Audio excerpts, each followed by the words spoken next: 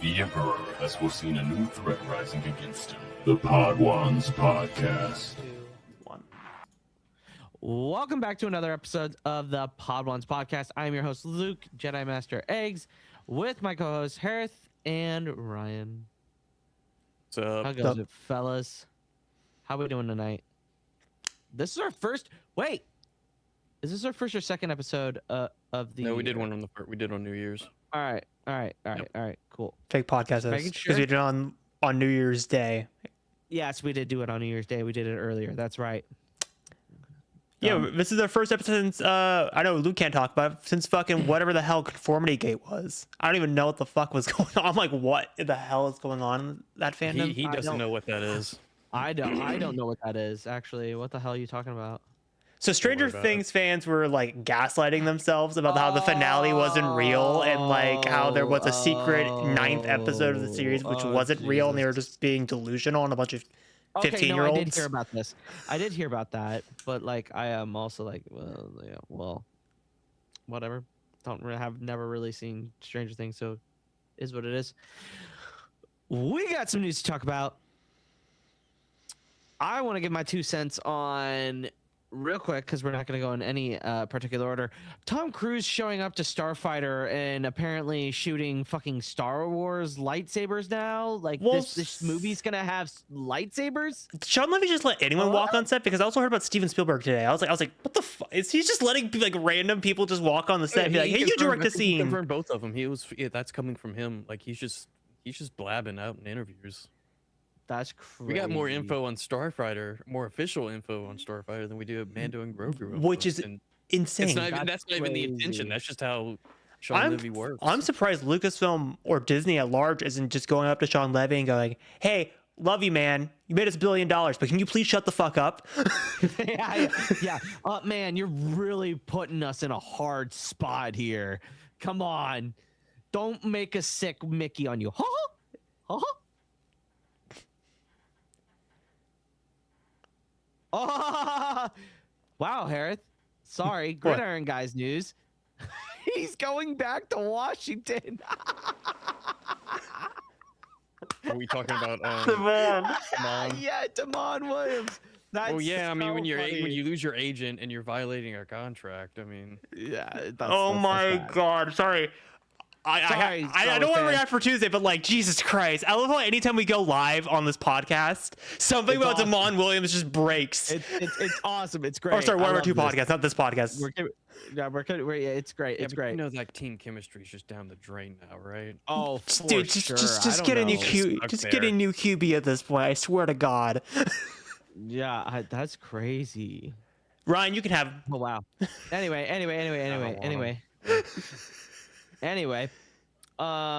So today, okay. So here's the other thing, oh, cool. Tom Cruise, it's awesome on set. Lightsabers caught my attention more than Tom Cruise being on set, to be honest. Like, to me, I thought Starfighter was going to be not Jedi stuff. Well, nobody said that. I just assumed, I guess I should say. I know we're not a rumors and leak podcast, so I won't go into details, but there's been stuff that's like, okay, that's not surprising. What do you know? What do you know? Sure, I mean videos on it. Do you not watch my content? What the hell, guys? I liked your do video like before the I went content live, and every I was once in a while. assuming you were going to talk about it on the podcast, so I That's just kind of swiped past it. Oh no, Same. that wasn't even. I never even touched on that one. That was something else. But like, I mean, over the past several months, there's been rumors of like, the kid is force sensitive. Oh, I've and heard of Amy these Adams rumors. Yeah, I know what you're talking force about now. sensitive.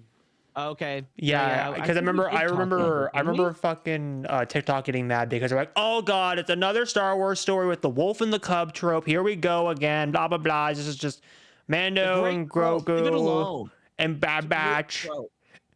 It works. It works. It's a good trope. I'm just saying. This is what definitely does. this is what the fandom was saying at large. Dude, I honestly, I think it's so just because it's like Starfighter. I'm like, lightsabers. This should be really interesting to see where this, because we don't even, do we know when it's set? Is it post? It's 5 years after Rise of Skywalker. Approximately like 5 years after the Rise of Skywalker. Oh, okay. Episode 9. Timeout. What if this is just Broom Boy? It's not. It's not. That'd be cool though. It's a different No. actor. What if it? What I mean, it's 5 years later. They could just yeah, it's get a 5 years different actor. later. Also, Oh man, yeah, this kid can shapeshift apparently. or this kid got a haircut. And this kid grew in 5 years, has an entire beard. No, I Well, he's just Ryan Gosling. No, yeah, seriously, just Ryan Gosling as a clone. But no, Ryan, I think this is gonna be like. So, what does that really catch your eye? Was that something that caught you by surprise as well, or no? I mean, I wasn't expecting. I mean, I guess it's Star Wars. I know we've had Star Wars without lightsabers, but I saw people upset that there were going to be lightsabers in a Star Wars movie named Starfighter. It's a Star Wars movie. No, I mean, it's like I get it, not to be mean, but also we don't know the context of why there are lightsabers. We don't know the reasoning. yeah, Like that's the 100%. big part. It's like yeah. let's just wait.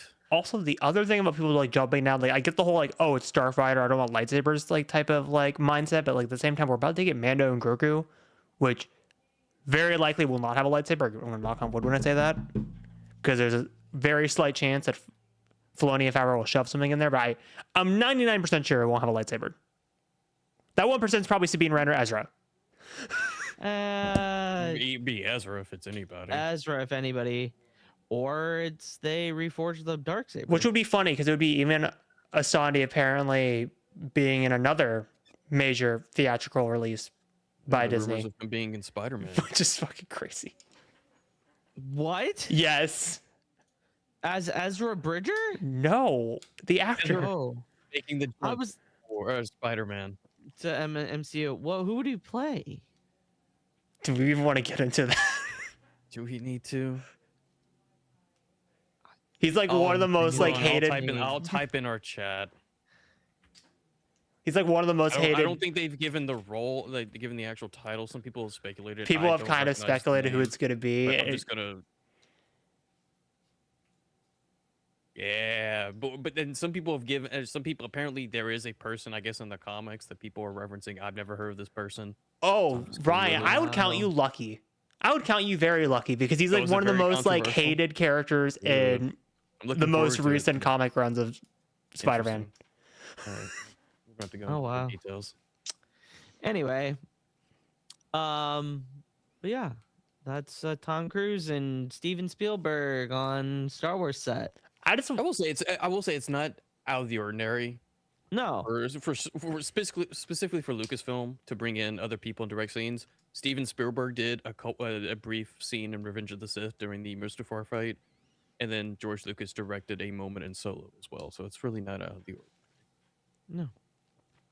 Yeah, it's pretty cool. I'm actually kind of interested because I know Tom Cruise really loves his stunts and his action, so I'm actually very interested to see what his like perspective of like a I wonder what his perspective on Star Wars is. yeah, just his shots is like what does he want to see in a lightsaber duel, even if it's just like a brief segment, like just like 30 seconds of a longer fight. I'm very interested. to me when I hear Tom Cruise Starfighter directed a scene, my brain wouldn't have flashed That's lightsaber. My very brain would much have flashed because Top Gun Maverick. Well, the director of 100%. cinematography did, I think, Top Gun Maverick. I know he did F1, but I'm Yes. pretty sure he did Top Gun Maverick. So Yes, it's, he it's did. actually very interesting that he wouldn't do any kind of like Starfighter stuff. But I guess maybe that's just not what he was interested in. No, 100%. He said, Levy said, now when you see the movie, you'll know that part of it was shot by Tom. I mean, how cool is that? He doesn't say specifically, but he does mention how Cruise was wading into the muddy pond, holding the camera like a pro. So that might give you an idea of muddy scenes or rainy scenes or something like that. That's pretty cool. I can fucks with that. I think that's interesting. All right, in the other news, did we talk about Dave and Kathy? Is that where we're heading next? Yes. Yeah, Okay. That's the, All right, that's go the ahead. meat and potatoes of this podcast, aside from Mando, probably. Oh yeah. Not. My opinions are, this is very, very predictable. This is the Yeah. safe move.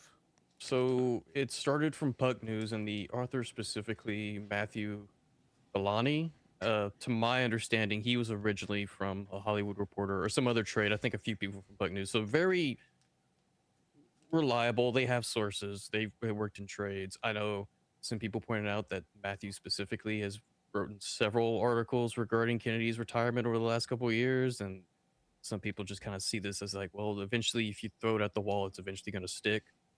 He said in the Yeah. next week or two, Disney will finally confirm what we've known for months. Kennedy is indeed stepping down. Dave Filoni, currently the CCO, will be elevated into the top job. Filoni has never been a traditional executive, so they're giving him a partner, Lin Brennan, currently president and general manager of Lucasfilm Business, but he'll be decider on the creative decision of the franchise, film, television, and any other platforms. Which is exactly what we said that should have happened to begin Right, with. and I mean, there's nothing new. Yeah. He should be the head of content. Is basically his shtick. And the thing is, though, he's been CCO for the past few years. It's Yeah, I'm nothing interpreting different. this as a pay raise, if anything. Like, Yes, 100%. However, I'm also what you said about Matthew is what I thought when the news broke yesterday, Mhm.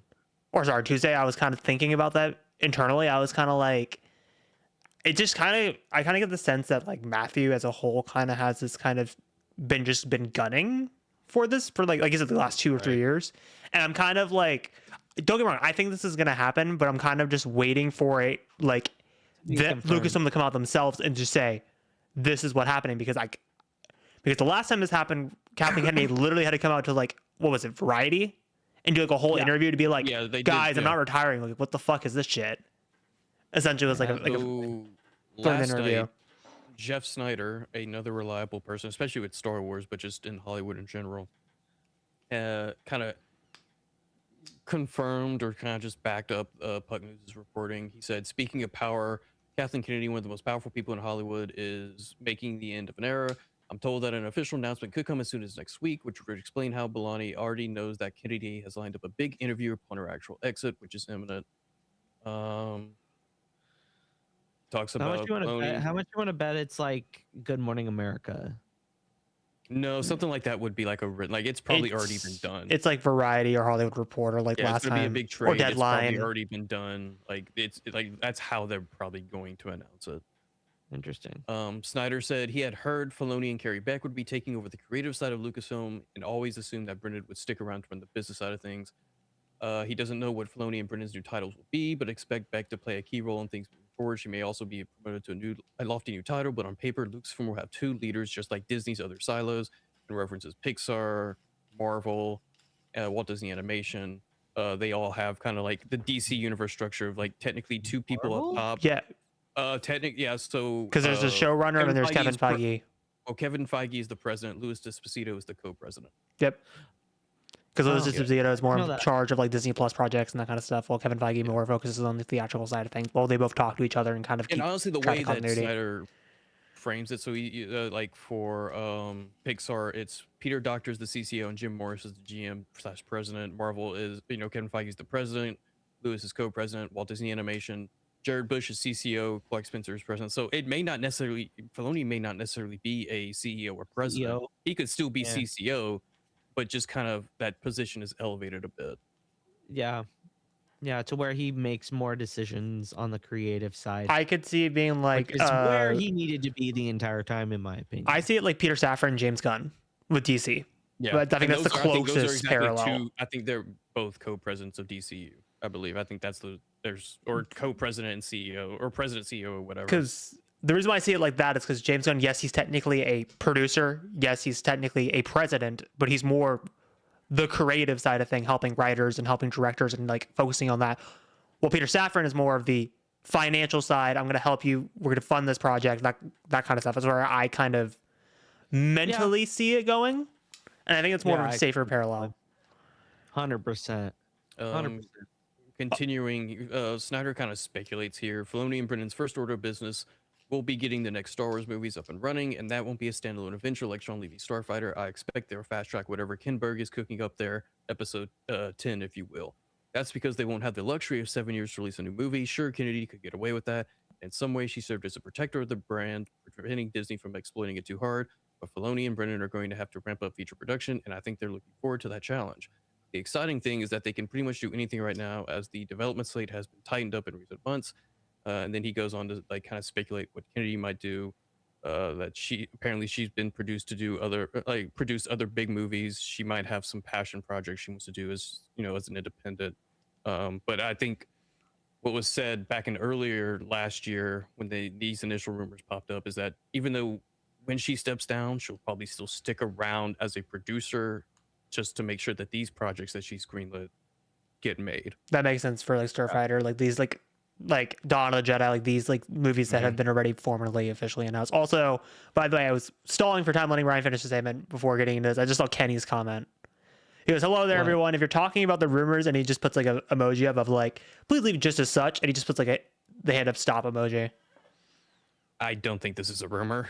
I think I made the comment on a video and I made a couple of days ago, like this could happen tomorrow, this could happen in a few weeks, this could happen later in the year. I feel like I think this happens in the next couple of weeks. I think it'll happen in the next couple of weeks, but I also would not be surprised until they wait after Mando and Grogu just to let the first Star Wars movie come out, and then they'll make the announcement, quietly but she won't drop step it down until like the end of the year or something like that. I don't think she steps until the end of the year. I think she'll probably stick around probably until Starfighter, if I had to guess. And then the 50th anniversary of Star Wars, and then step down. I think they're just dropping it now so people can mentally prepare. And so, because let's be real, Lucasfilm's not fucking dumb. They know that grifters are gonna like immediately jump on the internet and like start screaming from the rooftops. Hell, they're already screaming from the rooftops as we're talking right now. Yeah, I wouldn't be surprised if they brought it, if like whoever's interviewing Kennedy brings it up. Like, I think they brought it up last time too. I think they briefly brought it up. I know like they brought it up with other creators before, like Tony Gilroy and whatnot, but like they need to stop listening to those people because they are in the minority. They're the loud minority. Speaking of, I don't know if you would call these a loud minority, because I mean they are very loud if it is a minority. But over the last few years, it could be for a multitude of reasons, whether people don't like what Filoni has produced over the last few years, or what he prefers in telling Star Wars stories, or how he approaches those stories. But people have kind of turned against him. I hate to say that, like if it's like you're good and evil or sports or whatever, but like their opinions on the guy has changed.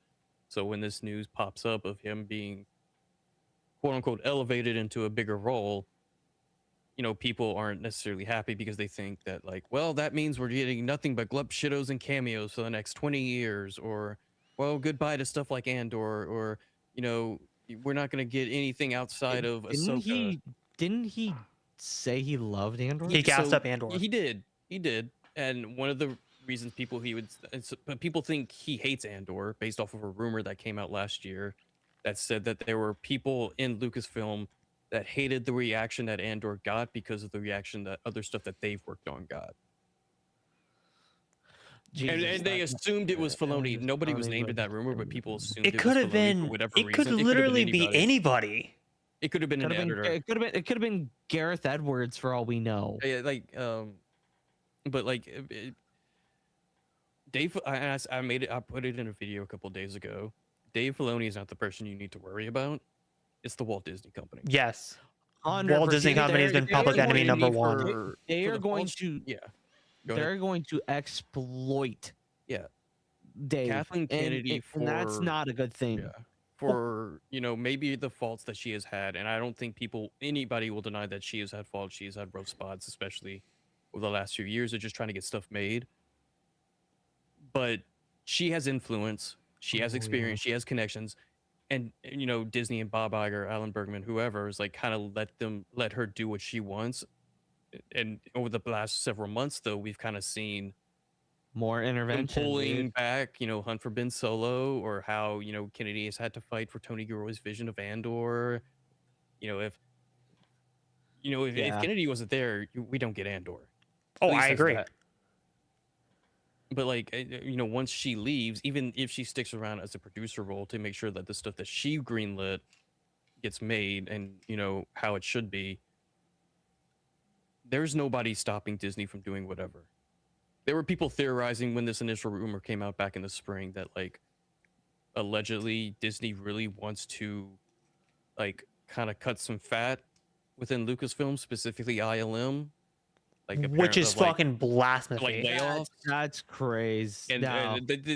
and allegedly, this is all alleged. This is all rumors. I don't even know where it came from. I just remember this just sticks in my head. But like Kennedy is the person who's like preventing them from doing that. Here's my thing. Disney needs to understand that if you get rid of ILM, like if you cut down on ILM, your production goes up, like your post-production takes so much longer. Well, mind you, ILM has like an A team, B team, C team, or whatever. It's like that A team works on the in-house Star Wars stuff. The B team is like working on all the Like stuff, whether it be Disney Marvel. or outside Disney, Right. because they're at the end of the day, ILM is still just is working with everybody else in the It's- industry, like all the other. Yeah, they're a effects contracted VFX team just like Yeah. anybody else. Also, by the way, yeah. I keep stalling for time also because I keep seeing Kenny's comments keep popping in, and I'm like not wanting to like disrupt the flow of the conversation because I think it's going in really good directions. Because given that at the same time we've had this rumor for 10 years now with her in that spot, unless it's official, comes from Disney / Lucasfilm, it's not happening, but if the rumors are true, we will know in about a couple weeks. So which is pretty Yeah, much is what we've been saying 100%. this entire I time. think it's just the people that are bringing it Just up. a that matter makes of it more time. True. I think it was technically true back in the spring. It was just not going to happen anytime soon. I imagine talks just started or restarted because I imagine there were probably times within the last few years that she's probably thought about it. You know, when a contract runs up before she resigns, she's like, oh, maybe Yeah. if I want to, maybe I don't. Or, people want her to stay to finish some stuff out or whatever. But like, there's just some sense of truth here. Yeah, I think there's smoke definitely to this. I And I don't know people hate talking about it. It's beating a dead horse at this point. It's like again, The horse has been dead for so long that it doesn't even Dude, this horse matter has been dead anymore. since like 2017. But the moment it happens, like I think, maybe not necessarily the moment it happens, but like people will start noticing something different, and it won't be because of Dave Filoni, it won't be because of Carrie Beck or anybody who's directly in Lucasfilm, actually on the creative side. It's going to be because of the Walt Disney Company. Yes, and like kind of backing up what you said, like for the longest time to people that like aren't in the know of the Star Wars fandom, and I've kind of like asked like what's your kind of opinion of this? Like why do you think people are so like nosed on it, besides obviously grifters just fucking spewing it out there? I kind of associate it to, funny enough, not to make it like Redefine guys, but it's a good parallel. It's like a sports fan that's like mad at their organization but doesn't know why the organization is failing, and they're just fucking throwing shit at the wall, and for whatever reason she's just become like the public enemy number one, when in reality, like what we're all 100%. saying, it's always been Walt Disney. It's always been at large. Most, like, if you want to even make it like boil it down even further, I would say Bob Iger, to be hyper specific. Because, like, I mean, Lucasfilm, well, yes, they've had freedom. They've worked with creatives. They let those creatives do whatever they want, give them the time that they need, better or for worse, because sometimes stuff just doesn't get made because, they let them take their time with it. Disney's the one with the checkbook. They're the ones that set the dates. They're the ones that publish and distribute the final product.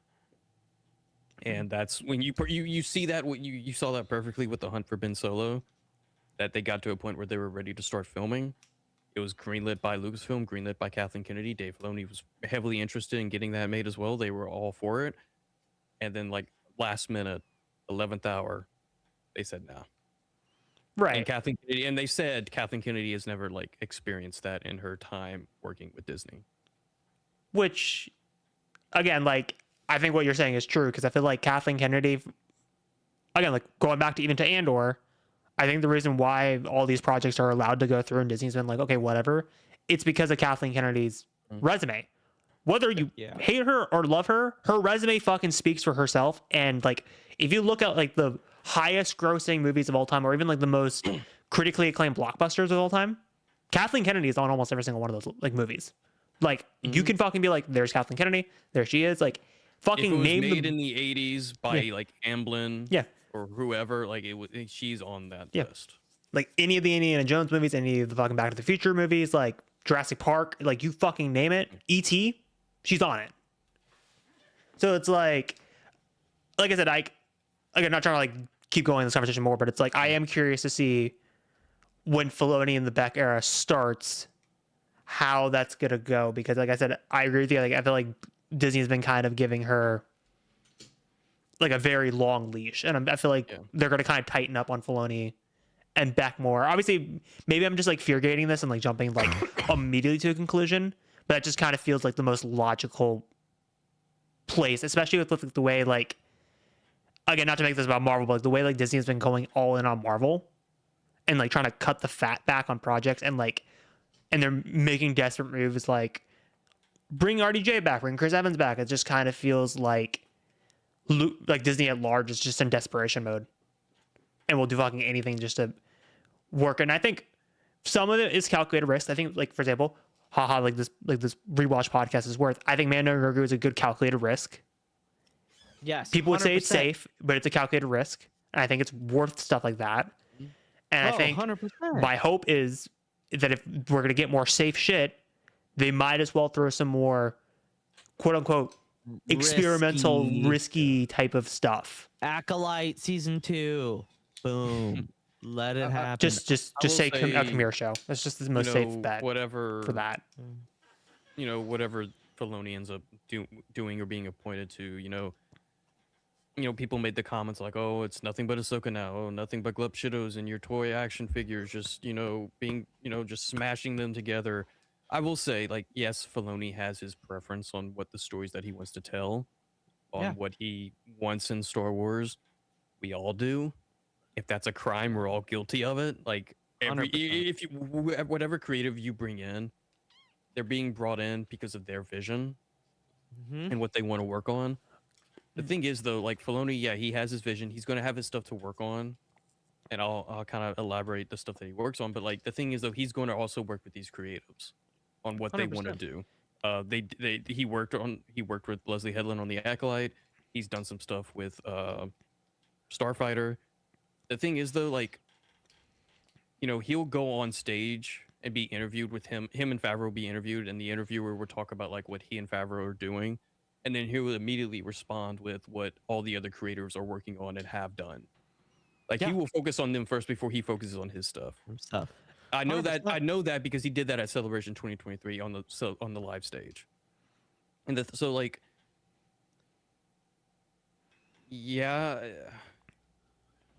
I've kind of lost my train of thought. So like he has his preferences, like he's gonna have what he wants to do. What a lot of people don't realize, in the 20 years that he's been in Lucasfilm, the stuff that he's working on, it wasn't necessarily the stuff that like he had free reign on. No, 100%. He came in on the Clone Wars. George already had that idea, and a lot of that stuff was based off of George. Yeah, he and Henry Gilroy helped develop Ahsoka, but it was George's idea to have Ahsoka be Anakin's Padawan. Yes, 100%. And that was also in between existing movies, using it in a pre-existing era, pre-established stuff, pre-existing characters. Same for Rebels. There was a bit more original, but it was again pre-existing era, pre-existing elements. Even the Mandalorian, pre-existing characters as well. Yeah, even the Mandalorian. Mandalorian was Jon Favreau's idea, and then he came on to help him, and then kind of brought in other stuff to help wrap up stories that he worked on. Even though he's not like solely on like the Bad Batch or Resistance, he helped develop the basic story of those. Again, pre-existing eras, pre-existing characters and elements and all that. He's not had the opportunity to actually do something completely original that's completely void of anything that is established. We have no idea what he would do if it was a completely original era, 15, 20, 30 years after whatever the last movie is, whether that be Episode 9, whether it be Starfighter, whether that be, Rey's New Jedi Order, whatever, or something that's like 25,000 years in the past, or whatever. Like, people are worried that, like, he's only going to do his stuff that he's already done for the last 20 years. He hasn't had the opportunity to do anything else because he's kind of been told to do this stuff. Well, because they look back at what he was helping with Last Jedi. Yeah, I mean, he came in and he shadowed Rian Johnson. That was his first kind of experience with shooting live action. 100%.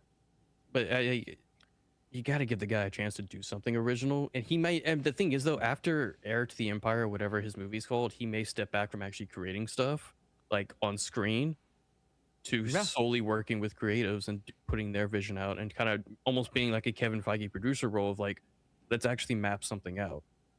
Instead of just being behind, instead of just being, pinned to paper and behind a camera all day.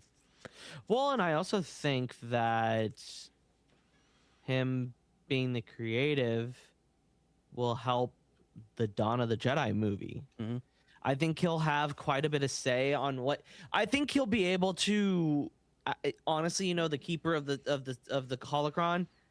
I think he becomes the new keeper of the holocron. I think it's still Shay, isn't it? It's still Pablo Hidalgo in the story group. No, Pablo Hidalgo isn't keeper of the holocron. It's somebody named. Hold on. Michael Che? No, Michael. No, I'm pretty sure that's Saturday Night Live. Hold on. Oh, Leyland Shi. Leyland Shi, yeah, that's right. I'm pretty sure he's still there. Yeah. But yeah. Sorry. No, go ahead. No, you go. Because I'll say well, Ryan was talking about that, with the way people are going to perceive Dave Filoni and how it's all going to be the sameness and how every project's going to be like Lip Shadows and that kind of stuff. When I was thinking about that, funny enough, not going back to the parallel I made with James Gunn, but it actually kind of fucking works perfectly. It kind of reminds me of how people were talking about Supergirl, the trailer that came out with that, and how everyone was like, oh my god, this is so James Gunn, this is James Gunn coded, this is fucking in space with a Walkman and da-da-da-da, this is fucking James Gunn. It's not James Gunn, it's fucking director Cruella DeVille, and I have a very fucking diverse catalog, and I feel like whatever Filoni Carrie Back movie is going to come out first after Kathleen Kennedy quote-unquote steps down, it could be fucking Starfighter, even though it was a Kathleen Kennedy approved project. Just fucking pick one of these movies after the news is official. Guarantee you, they'll say the same shit. Bet you money. Yeah. Oh my god, this is just the fucking Mandalorian again, or oh my god, this is just Ahsoka again. I'm really excited for that Dawn of the Jedi concept. You know what I mean? In the fact that it's being written by the guy who wrote the one No Way Out. Yeah, episode of Andor. Bo DeWilliman. Yes, I believe that's who it was. I think getting Dave on something from the very beginning will get him really, really excited.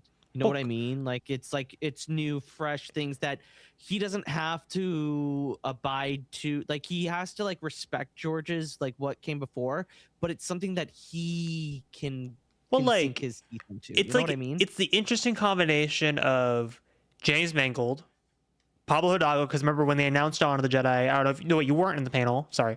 Ryan was though, but not you, Luke. They talked about how James Mangold and Pablo Hidalgo kept passing ideas back and forth because James Mangold will go, well, what about this? And then Pablo Hidalgo goes, well, this is what's established in that era. Because I think they were pulling heavily from Legends Dawn of the Jedi, but obviously making it more fit in line with canon. But they kept they would pass ideas back and forth. So I feel and then you obviously add the One Way Out writer in there. And then you add Dave Filoni into that mix. And I actually kind of like those working as a group because I feel like those 100%. Four would work really fucking well with each other.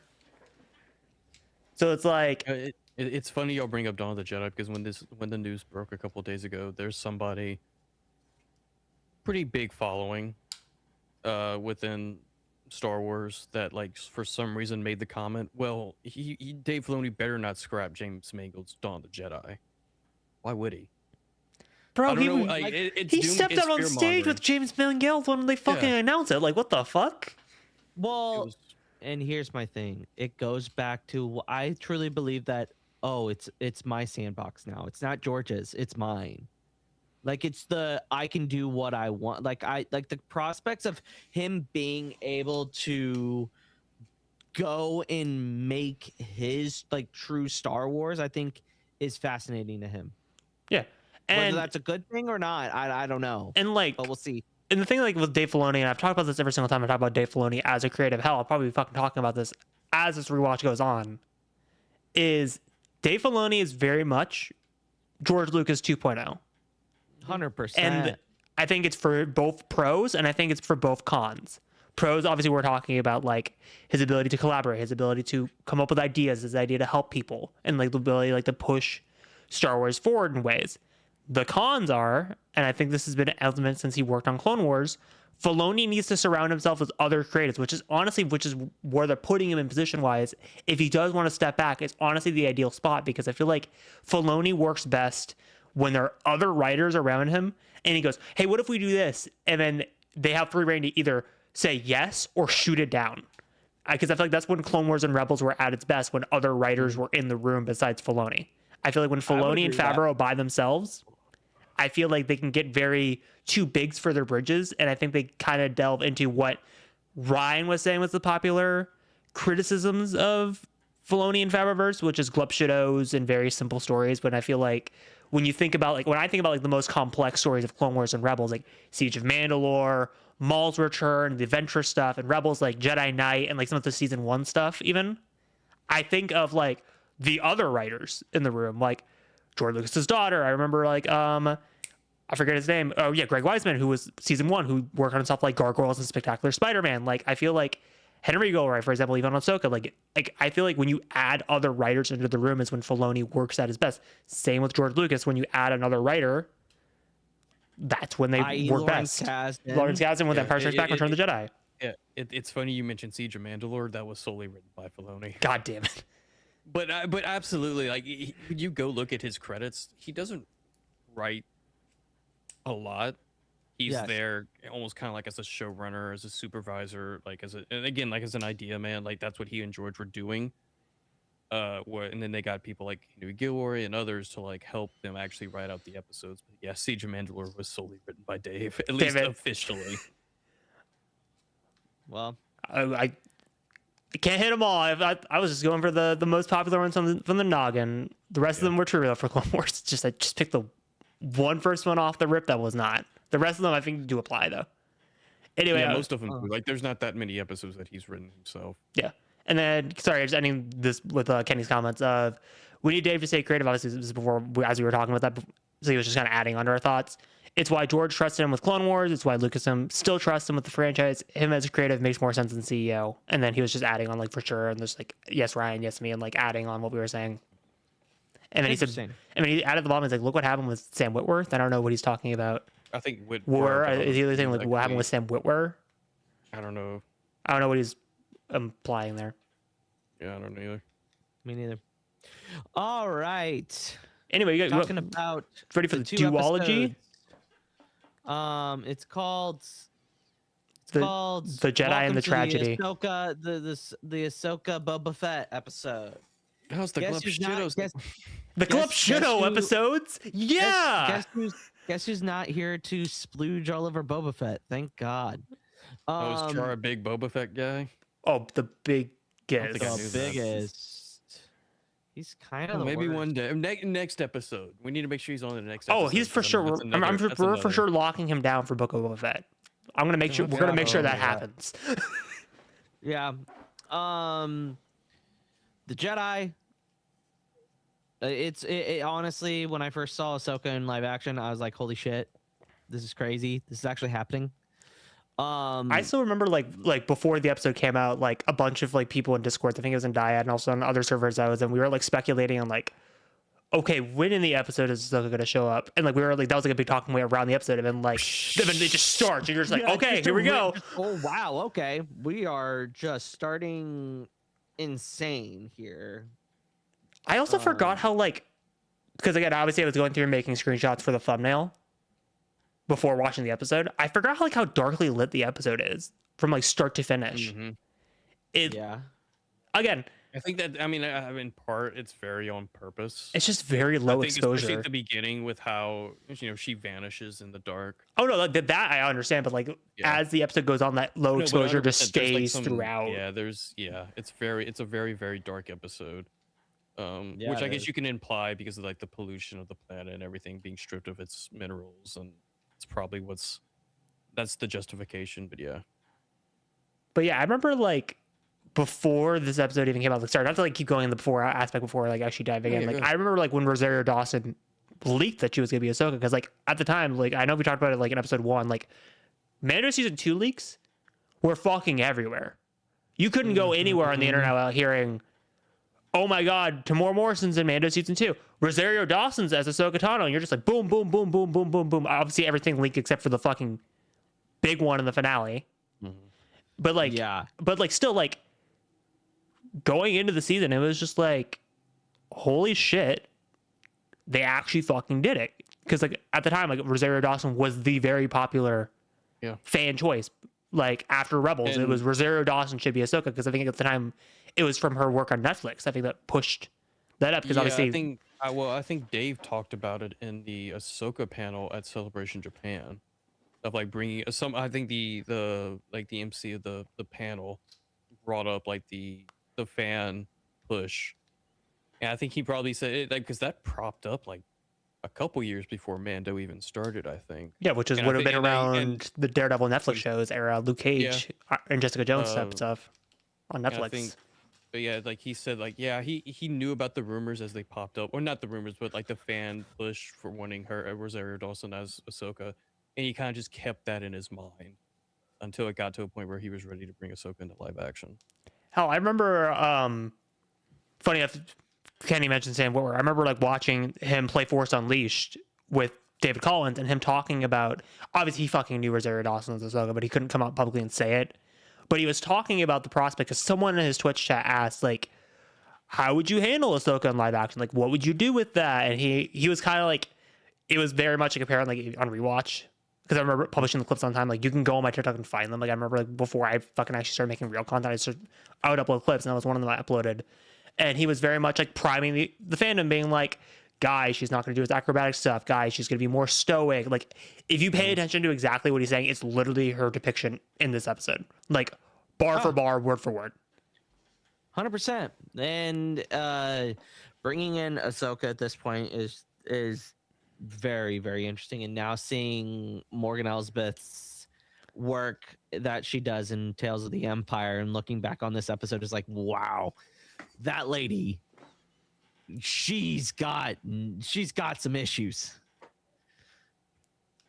Oh, nice. Oh, did you get that signed? Yeah, I got it signed at Rebel Scum Con. Badass. Oh, that's sick. I like that a lot.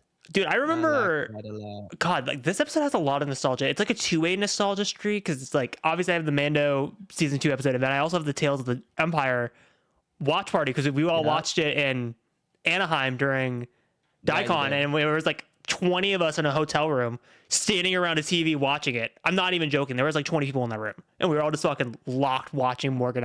We watched it all in one sitting. All in one sitting. We watched 1 through 6. We watched all episodes in one sitting. It was fucking awesome. I remember watching it with V because of Thrawn, and we watched it, and she was like losing her fucking mind. And yeah. Hell, like I remember like the controversy, because I watched it with Bale, so we probably have a very similar experience. I don't know if V was saying similar things as Bale. Bale was like, I don't like this change at all. I don't like this kind of like. Tate was saying similar things where it's like, I feel like this is like ripping Thrawn's like only contribution in canon and like giving it to Morgan. Like that's what like the arguments they're making. I think V was on the opposite.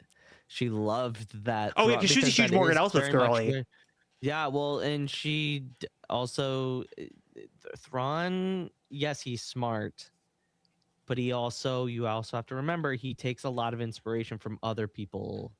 Like, look at what he does in Alliances. Well, actually, you want me to back up your argument even more? Oh no, you literally the Ahsoka move. Yeah, the Ahsoka move. He literally takes everything. He uses resources. This is the most Thrawn thing to ever do, to be honest. And that's why I kind of agree with V. I think this is. I actually like it. And I remember Alanis being like, oh my God, yes, Clone Wars Thrawn, let's go. And I was like, you know what? He didn't look too bad. Well, also, like, I remember, like, while watching the episode, I was trying to, like, place timeline-wise, because the first Thrawn book jumps around so fucking much. I was trying to figure out, like, where does this fucking fall? Like, when does this fall, like, in the fucking chapters? And I'm like, obviously, it's before Rebels, but I'm like, where the fuck is it in this, like, 10-year fucking story with him and Eli? I'm like, when does this fall? Yeah, but this episode, like when it first came out, I was just like, holy shit, dude, this is crazy, this is nuts. And it was just interesting, to say the least. Din, this is the first time we find out that Grogu is Grogu, so that's like a Well, I mean, I do love milestone. like Din like walking in, like, because again, Din just being typical dumbass Din, where he's just like walking into places, just like parading himself around. He's like, "Hey, do you know where this Jedi is?" And it's just like Yeah. literally, you're just like, dude, did no one teach you about how the fact that fucking Jedi were hunted down for like 30 plus years, my guy? You don't just fucking walk into a place and be like, "Hi, can you do this?" And then I love the plot Well, I line of mean, Morgan. Morgan even calls Yeah. Ahsoka a Jedi. Yeah, and So, then I I mean, love, like, it's- yeah, I love Morgan just giving him the spear, be like, "All right, go fucking get her." And Din's like, Yeah. "Okay, the fuck." If she doesn't give it to him, Yeah. she shows it, Yeah. and then gives it back. All right, yeah, because he fucking punches it on the ground and he's like, "Here you go."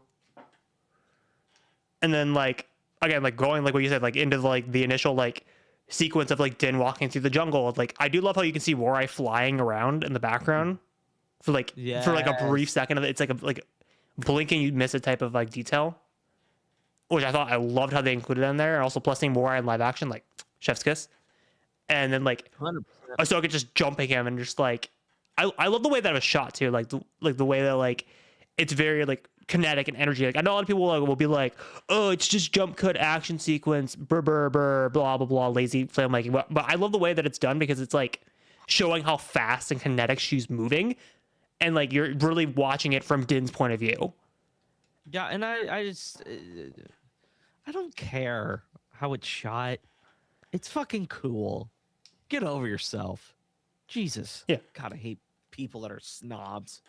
It's fucking annoying. It's fandom. Just let people enjoy what they want to enjoy. Yeah, but I do love like again, like I feel like this is like because it's like at the time, like I feel like even myself, I was kind of like trying to struggle because this is like the first time you're seeing someone play Ahsoka Tano that isn't Ashley Eckstein, and you're trying to like mentally because like just like Hayden and Matt Lanter and like James Arnold Taylor and Ewan McGregor, you're like trying to mentally separate the two betrayals, but like it's so I think at first it's so jarring.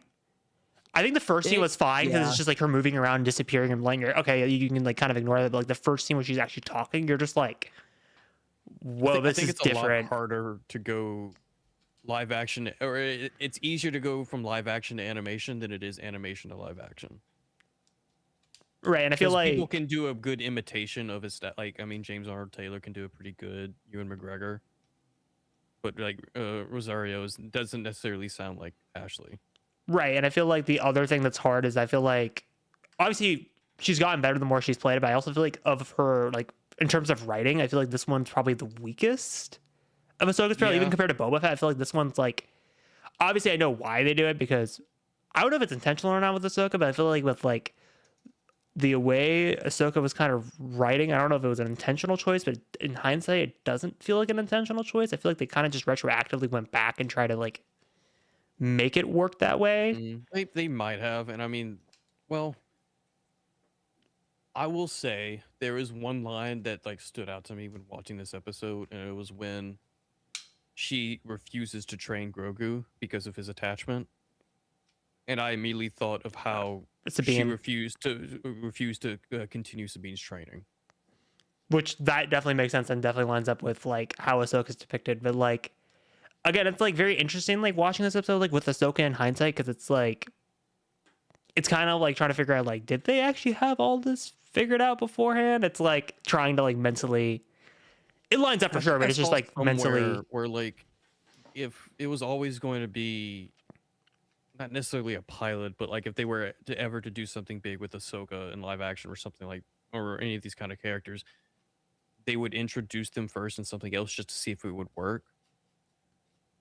So and then do something bigger if it did work. I wouldn't be surprised if they did have the idea because I think it was around this time. It might have been 2020. Yeah, it was probably 2020 before the Disney stuff, before the big investor day call.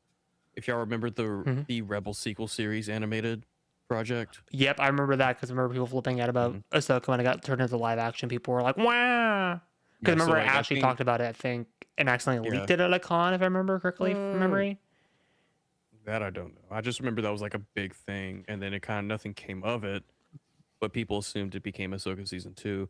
So part of me wants to think it's like maybe that episode at one point, because that episode was written, shot back in 2019. Maybe at one point that was meant to just launch a new animated show with Ahsoka and essentially be Rebels, the sequel. So maybe that was kind of they were and. Like there was more of a purpose to her introduction, especially when you mentioned Grand Admiral Thrawn at the end. It's Right. But there's But like, Luke, I want to like imagine like, because again, this is pre-meeting you, like going into like the way Ahsoka is in this episode, like with like obviously the Grogu name drop, but also the fucking constant fucking Order 66. Anakin like fucking references throughout the entire goddamn episode. Yeah, it was great. I was like, God damn. Well, and it's also like when you're thinking about it, like, holy shit, Grogu's met Anakin. Grogu's met Yoda. Grogu's like you're just going through and you're just like listing off all of the Jedi from the prequels that you're like, oh my God, he interacted with them. Like that's very, very plausible. Well, also, this is the era, like, dude, this episode, in episode 6, I swear had so many fucking memes, because this episode started the memes of, like, obviously, like, the fucking Yoda ain't paying for child support memes that, like, fucking started during this era. Because, like, people were going back to the Phantom Menace and being like, what the fuck, Yoda and Yaddle? You guys aren't paying child support for Grogu? What kind of bullshit is this? Yeah, y'all are at least a couple million credits behind on child support. This is crazy. But no, the reactions of people's like, well, we're not calling Grogu. He's Baby Yoda. Which is yes. It's like, dude, come on. People still say it, especially for like memes or like when you tell like the general person, like, if you ever heard of Grogu, it's like, no, who's Grogu? Baby Yoda. Like, oh yeah. You understand it now. Mm-hmm. But that name is I think stuck pretty well. Well, like I remember, like sure. 100%. I remember even myself. I was like, huh? What, Grogu? And then you're like, yeah, that makes sense. You just see him, you're like, yep, that makes sense. That makes sense. Then, but again, like obviously, like the Anakin dialogue happens, and then I love the like kind of pseudo training sequence with Ahsoka and like with the ball and that kind of stuff. Mm-hmm. And then again, obviously, you get the fucking. Again, which is 100% fucking. Again, it's like I'm going back and forth in my mind about like the Ahsoka setup. You get the whole like line with Ahsoka when they're about to storm in, going a Mandalorian and a Jedi. They wouldn't see that one coming. Which you know 100% now in hindsight that was probably fucking foreshadowing for Ahsoka with Sabine, and like the way that Ahsoka training a Mandalorian. No one would have seen that one coming. Or it's a slight little nod to Obi-Wan and Satine.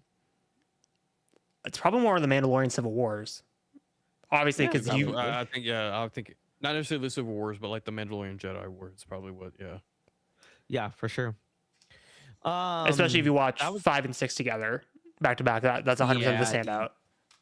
Yeah, 100%.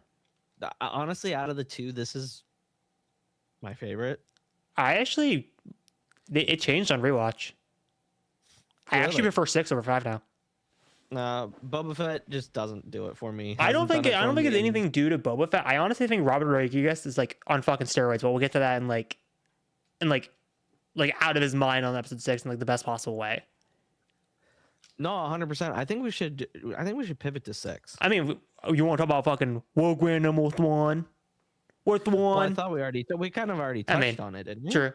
I mean, we talked about like the Tales of the Empire and that kind of stuff. We also didn't fucking touch on like the weirdest fucking supporting character in this entire episode, like the guard keeper for Morgan Ellis.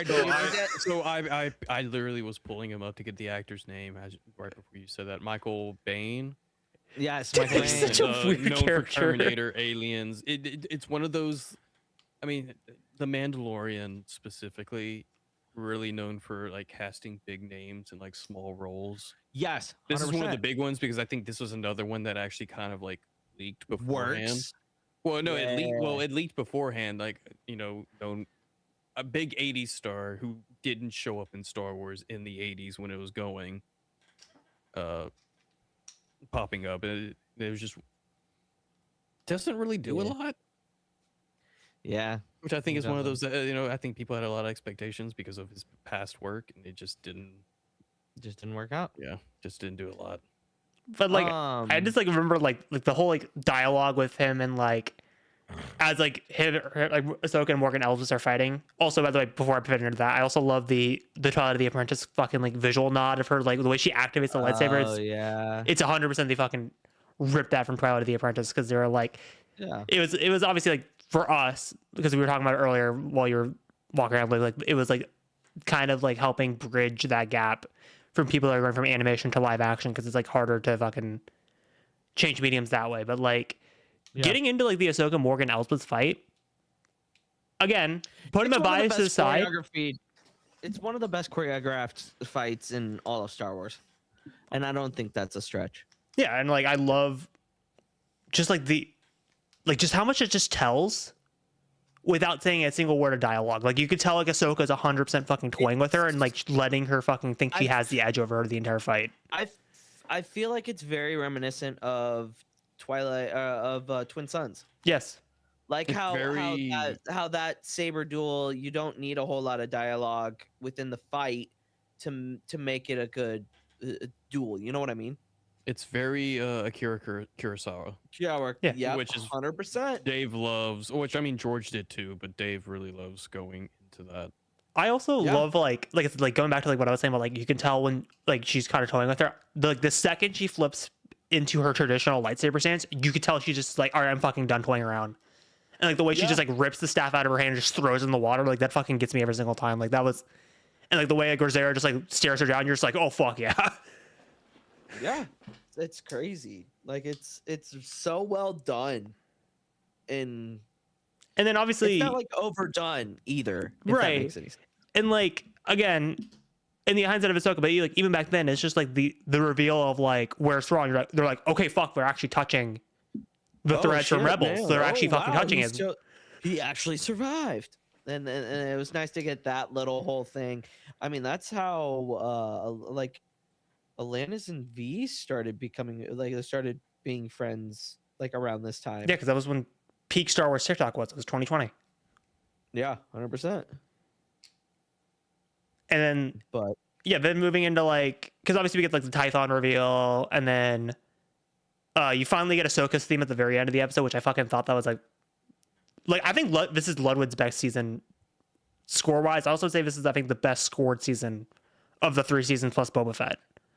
100%. And like the way that it's, I think it's just tastefully done, where it's just like it's exactly Kevin Kiner's theme, but it's like a little slight variation on it, like kind of touch that she's getting older and more mature. Like it's just the way it's done is just perfect.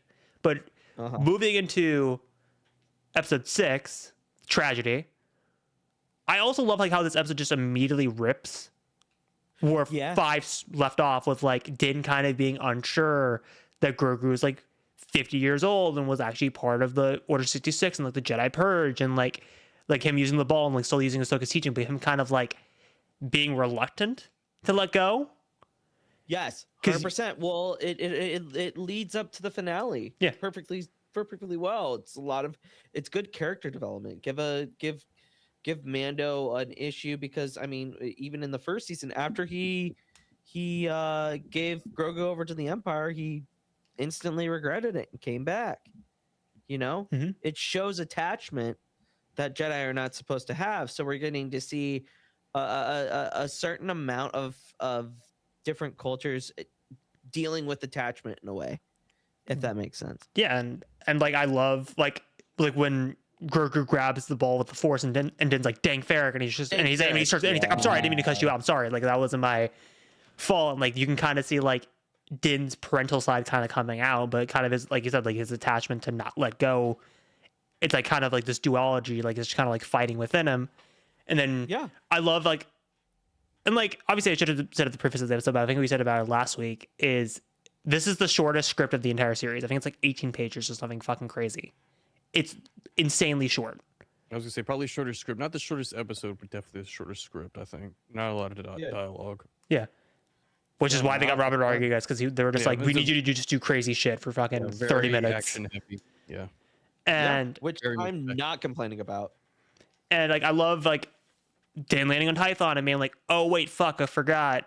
There's no way I can land the ship here. And you get like the awesome smash cut of like him flying on the jetpack and Grogu, which has been used for so many promotional photos. And then him landing down. And then like, I love like, again, Din being a dumbass as per usual. Like him like being like, where's the on switch to this fucking meditation post?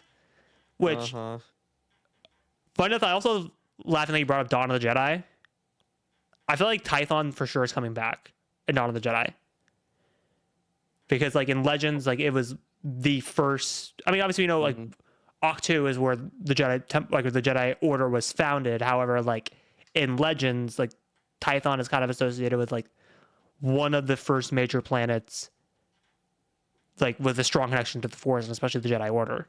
So I feel like Tython is for sure kind of a lock for Dawn of the Jedi. Like if I'm like a betting man, Octu and Tython are my first locks. So I'm curious to see how that's gonna kind of go in. And plus, also, if I remember correctly on Rewatch, I did notice some like Octu type imagery on like the meditation post that Grogu gets put on of like the Jedi. A lot more of the blue butterflies. Yeah, which has been kind of a more recent like physical representation of the Force. Kind of there's a lot of that with like Ben and the comics and some like animated shorts that they've done. But like I know there's like one close up with Grogu with the blue butterfly, but I noticed a lot more in the background during this rewatch. Yeah, and then again, I don't know how you guys were when you first watched it, but like when fucking Din places Grogu down and looks up and just sees Slave One flying overhead, I remember losing my shit, and be like, "What the fuck?" Like, Slave One, seeing Slave One or the fire spray. Sorry, that was just like, oh. Heck yes, let's go. And I just love the way Tamora Morrison just hams up that scene. He just is fucking hamming it up in the most Tamora Morrison way possible. What? Yeah, I saw that. That's crazy. That's we have the game on the monitor. Figured. 16-10, Miami. Damn. That's wild. No, but I love the way Tamora Morrison is just fucking hamming up the dialogue in that scene. And like how like I know Sam always talked about, like I love how Tamora Morrison references the scene from Attack of the Clones with Jango Fett of like I'm just a simple man trying to make my way through the universe. But I love how they add that little change in dialogue to be I'm making my way through the galaxy, because obviously like Star Wars is like fucking real life. No one's gonna like remember the word for word description of what your father said. You're gonna like have like slight like variation of it. But it's not gonna be exactly 100%. The same. Which it's like what makes Star Wars fucking human. And like I love that line change. And then obviously, you get the fucking Fennec Shan reveal of like, surprise, Fennec Shan's alive too. And guess what? You got a gun on Grogu, and you're like, what the fuck? Yeah, it's wild. And then like I love the little like Mexican standoff they have, and like Din just being like, I'm not giving you your armor. You're not a Mandalorian. And obviously this episode kind of creating the confusion a little bit more. Like Clone Wars already started that confusion of like, is Boba a Mandalorian? Is he not? And then this episode came out and like it adds like further confusion, even though I think it's like very fucking simple. Well, I think it recanonized Legends. Yeah.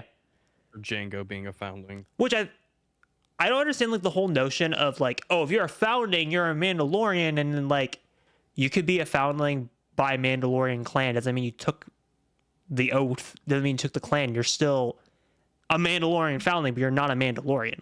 Like it's not that complicated. Like 100%. It still lines up with what Satine's visor says in Clone Wars to Obi-Wan about Jango Fett. It's still both can exist with each other, and they both don't contradict each other. They actually kind of tell you the complete story from the Mandalorian's point of view.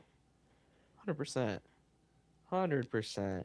And it's wow.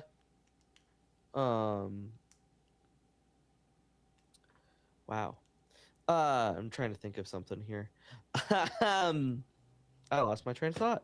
No, but like again, like I love like that kind of sequence with the Mexican standoff, because like I love the way like they kind of answer how Fennec Shan came back, because like that's kind of always my justification whenever someone's like, how the fuck are they back?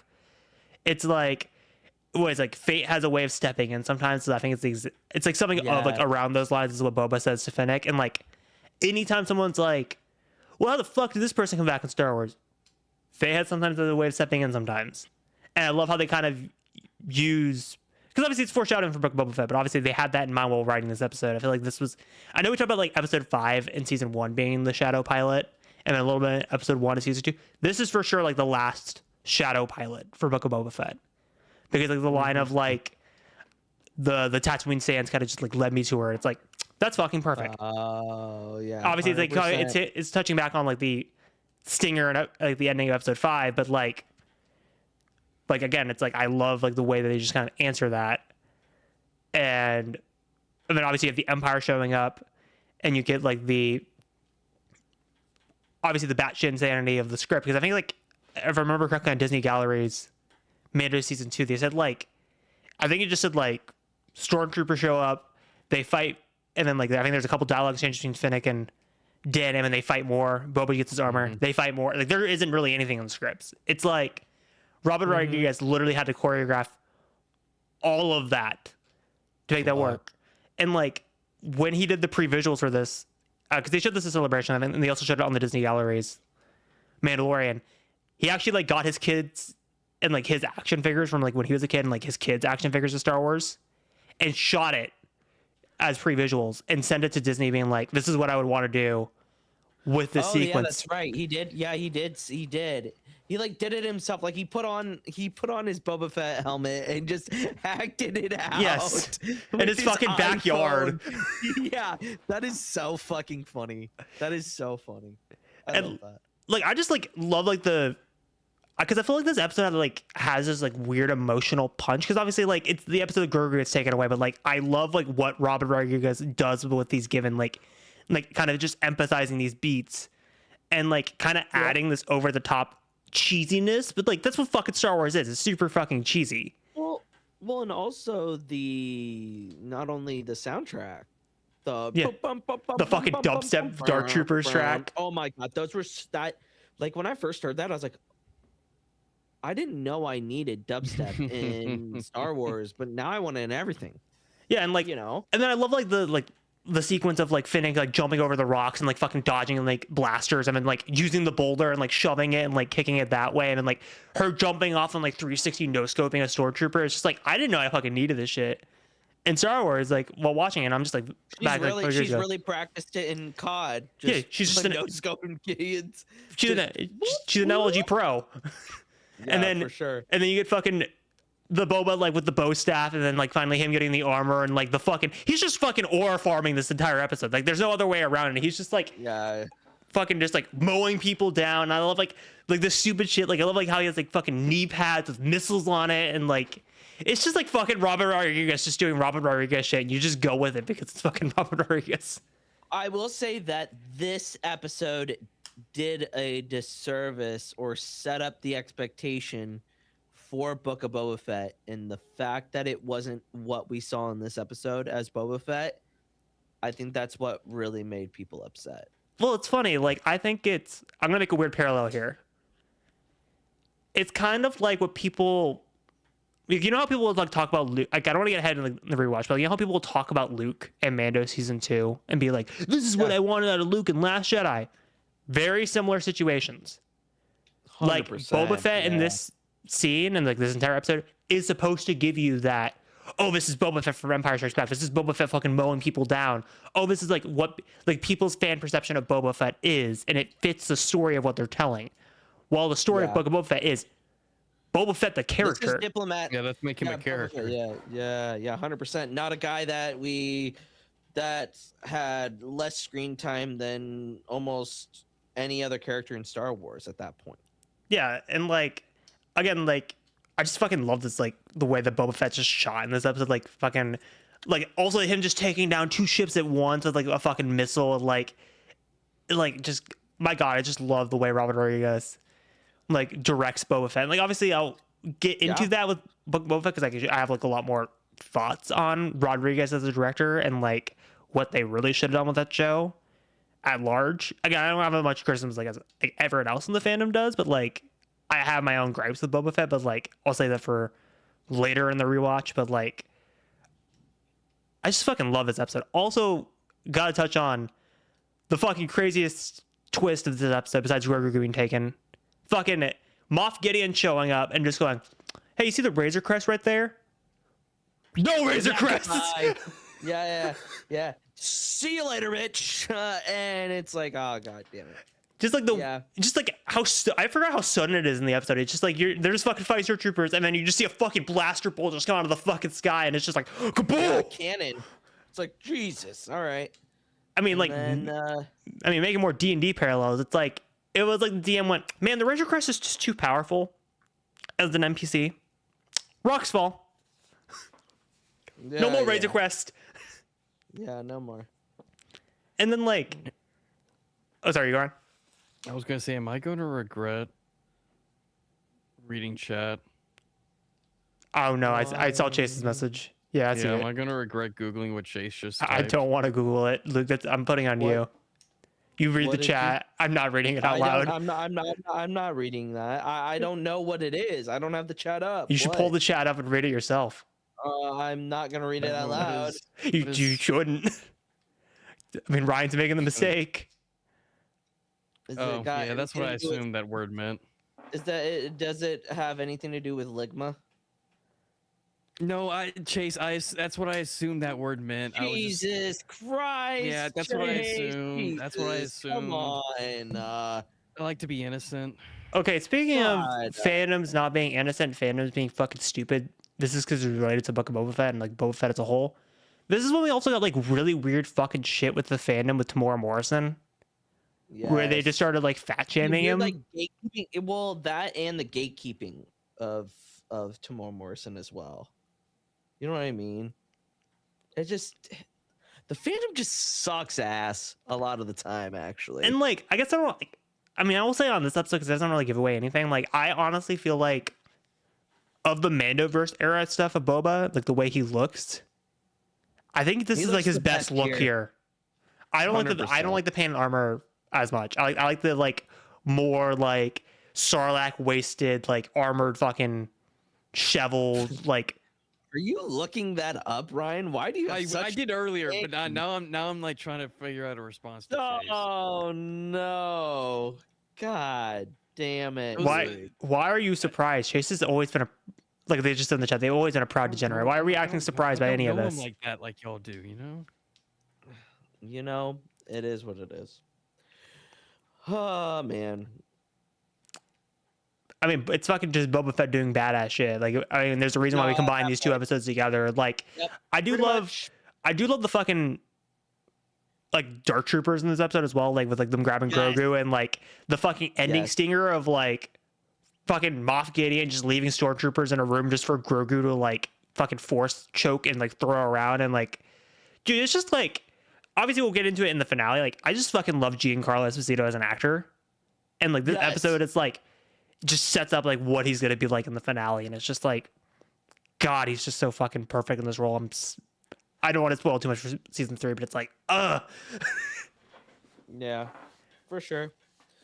All right, everyone. I think that's a good ending point for this episode. One thing I do want to share, since Ahsoka was the topic of today, apparently there was a coming soon in 2026 tab on Disney Plus briefly, and they listed Ahsoka. So just for confirmation, because there was that worry that because Ahsoka season 2 wasn't mentioned in a media kit that Disney sent for 2026, that it might not reach 2026. Doesn't necessarily confirm anything, but it 100%. Seems like they're confident. I mean, I know I've said this before a billion times on this podcast, especially like in the lead up to 2026, but like even just looking at that Disney Plus, what's coming in 2026, look at all those fucking bangers. You got fucking Daredevil, we got X-Men 97 season 2, you got fucking Friendly Neighborhood, you got Ahsoka. Those are all gonna be fucking bangers. Yeah. Got Vision Quest as well, which is a sequel to WandaVision. So that's also on there as well. And that's just Disney Plus. We haven't like hit anything else. Like those 6, you know those are mostly you're gonna fucking hit. Maul. Oh yeah, Maul's coming out this year. There's some other stuff that's not on here. I guess that's where the coming soon is, and there's definitely some. I don't know what this is meant to be right here, but. Yeah. Well, cool. Well, nice little news drop at the end of there. Ryan, where can the good people follow you on the social medias? They can find me at RyanPW_ over on Twitter and TikTok. They can also find me every Tuesday on Gridiron Guys Talking Football. Yes, it's gonna be real interesting. Because did anybody take Ole Miss, or did we all take Miami? I took Miami. I took Miami. I think I took Miami as well. I So can pull that's the awesome. spreadsheet after this is over. They're winning, and they have the ball right now with a minute left in the first half. They do have the ball. All right, and Hereth, they're where can running. people follow? Shoot, yeah, they are. Hereth, where can the good people follow you on the social medias? Well, they can find me at Hereth Productions on TikTok, Instagram, and Threads. You can find me at Gridiron Guys as I suffer with the news of the Tampa Bay coaching staff and us not being free from Todd Bowles and the whole Damon Williams saga as fucking Washington and LSU are in a legal battle right now. So this should be interesting. Allegedly LSU. I don't think that was confirmed. Anyway, boys, he's It not wasn't leaving, confirmed. so that's interesting. You can find me at Jedi Master Eggs on all social medias. You can follow us at the Pod Ones on all social medias every Thursday, talking about Mandalorian Rewatch. Is next week the finale of season 2? No, we got fucking peak. We have the episode where they break Mayfield out. Oh, Mayfield. Yes, Bill Burr's episode. You mean the I best know episode of season 2? Yes. Operation Cinder Mention. The Operation Cinema. We got cinema next week. Okay, I'm not spoiling anything for the podcast, but like, can we just say like these 4 episode stretch is probably the best stretch of the entire show? It's very good. It's very good. It's very good. It's very good. You can see me on Gridiron Guys every Tuesday night, breaking down football with 2 gentlemen here. We will have we have 2 special guests coming on the podcast on Tuesday night, the guys from Never a Doubt Pod. So if you want to tune in there, you definitely can. But that's going to be it. We will see you next week. May the force be with you always. This is the way.